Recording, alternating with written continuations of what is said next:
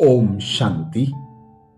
दीपावली 2025 की सभी भाई बहनों को हार्दिक शुभकामनाएं।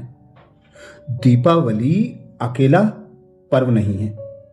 दीपावली के साथ पूरे 5 दिन का यह भारत का सबसे बड़ा पर्व है, जो अज्ञान अंधकार पर ज्ञान के प्रकाश की विजय का, अच्छाई की बुराई पर विजय का यादगार पर्व है।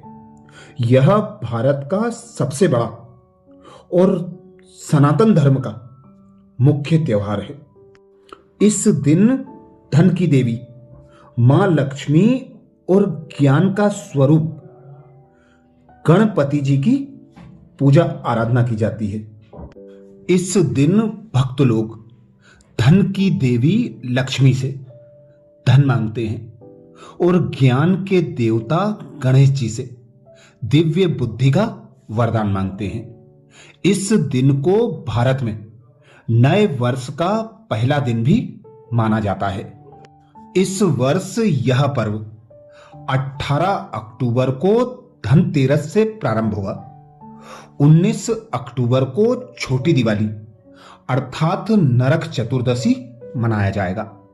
20 अक्टूबर को बड़ी दिवाली मनाई जाएगी और 22 अक्टूबर को गोवर्धन पूजा की जाएगी।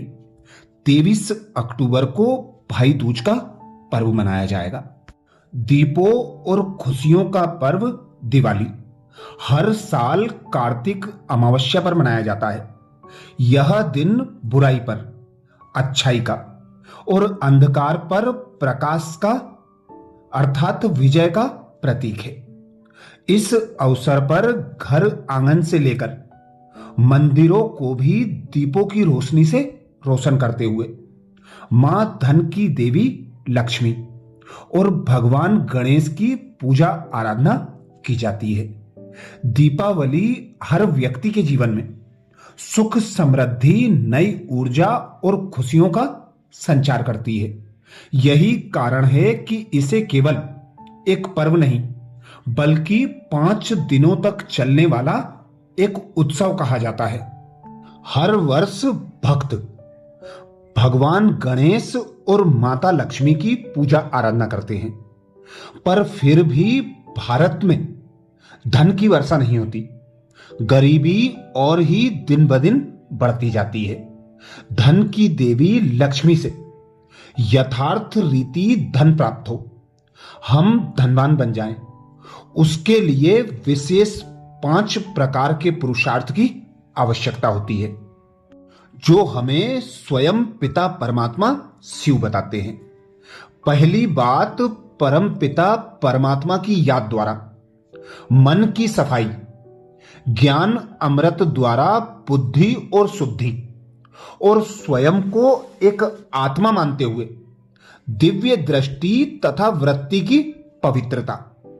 परमात्मा की याद से ही आत्मा दूषक विकारों अर्थात काम, क्रोध आदि का नाश होता है और स्वयं को आत्मा निश्चय करने से ही स्वास्थ्य अर्थात स्व और आत्मा का लाभ होता है। जीवन में तन, मन, धन, वचन और कर्म की पवित्रता को अपनाने से ही सुंदरता के पक्ष का उत्थान होता है, क्योंकि कहा भी गया है कि सुंदर वह है जो सुंदर कर्म करता है। इस पवित्रता रूपी महाव्रत द्वारा ही आत्मा का नवीनीकरण होता है, जो ही दीपावली का वास्तविक लक्ष्य है। दूसरी बात, दूसरी प्रकार का सूक्ष्म पुरुषार्थ है। मन रूपी मंदिर अथवा घर में आत्मा रूपी दीपक की बुझी हुई बत्ती को सदा जागती ज्योति परमात्मा शिव के साथ लगाकर योग युक्त करके फिर से रोशन करना है। जब हर मानव की आत्मा की ज्योति जग जाए तभी सच्ची दीपमाला है और तभी श्री लक्ष्मी जी इस पृथ्वी पर पधार सकती हैं। तीसरी बात अर्थात तीसरा पुरुषार्थ, अपने पुराने विकर्मों के बही खाते को साफ करने के लिए योग की ज्वाला जलाना और नित्य प्रति अपने कर्मों की अच्छाई बुराई रूपी लाभ हानि की जांच करने के लिए कर्म पंजिका रखना। धन की देवी और विवेक बुद्धि के दाता गणेश को प्रसन्न करने के लिए चौथी बात अर्थात चौथा पुरुषार्थ, दूसरी मनुष्य आत्माओं को भी ज्ञान योग रूपी दीपक का दान देना है। इससे ही संसार में रूहानी उजाला फैलेगा। जब हम हर आत्मा को अज्ञान अंधकार से मुक्त कराएंगे, ज्ञान के सोजरे में लाएंगे, उन्हें स्वयं का और परमात्मा का परिचय देंगे, तो इस दुनिया से दुख, अशांति, भय, चिंता का नाश होगा। पांचवी और अंतिम बात अर्थात पांचवा पुरुषार्थ, परमात्मा के मन मनाभव अथवा मामेकम शरणम वज्र मंत्र को सिद्ध करना अर्थात एक परम पिता परमात्मा ही की अनन्य स्मृति में टिकने रूपी ज्ञान का पूरी तरह पालन करना। यह 5 प्रकार का पुरुषार्थ करने से लक्ष्मी जी अवश्य ही इस धरा पर पधारेगी। यह निश्चित है। हमें अत्यंत खुशी है कि सदा जागती ज्योति परमात्मा शिव अब स्वयं इस धरा पर अवतरित होकर यह पुरुषार्थ करा रहे हैं और निकट भविष्य में भारत में श्री लक्ष्मी तथा श्री नारायण का राज्य प्रारंभ होने वाला है। उससे पूर्व पटाखे और आतिशबाजी चलेंगी। उसके बाद सचमुच श्री लक्ष्मी और श्री नारायण का राज्य तिलक होगा, तभी सच्ची दीपावली होगी।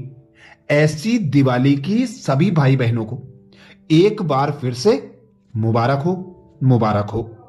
तो इस दिवाली मां लक्ष्मी का आह्वान करने के लिए विशेष 5 बातें। पहली बात पवित्रता को अपनाना है। अपने संकल्प, बोल, कर्म, दृष्टि, वृत्ति को पवित्र बनाना है। दूसरी बात अपनी आत्मा की ज्योति को जगाकर उस परम आत्मा पिता शिव से योग लगाना है। उसकी याद में रहकर आत्मा रूपी ज्योति को सदा जागृत रखना है।